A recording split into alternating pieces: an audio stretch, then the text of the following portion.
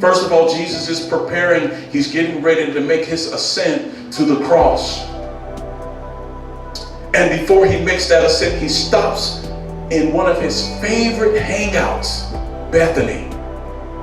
And I wonder why Jesus hung out in Bethany, and it's comforting to know why he hung out in Bethany. He found comfort. He found a place of rest, a place of serenity in Bethany.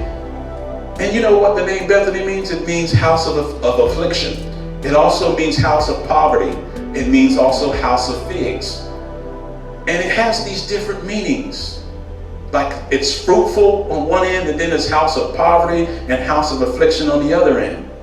And it ties very well in the ministry of Jesus Christ. It ties very well in the ministry that he gives us and the calling, the prophetic calling that's over our life. You see, the prophetic calling that's over our life is going to be a house of affliction.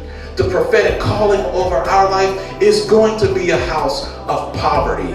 Poverty in terms of emptying oneself of their false self so that they can arrive at the new self. A house of affliction where you suffer so that you can learn the statutes of the Lord, as David said in Psalms 119, 67 and verse 71. He said, before I was afflicted, I went astray.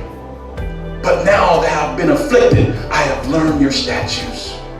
It is through adversity and it is through affliction that we're able to push the clutter aside and arrive at the treasure of God's word and the values and the virtues of Christ.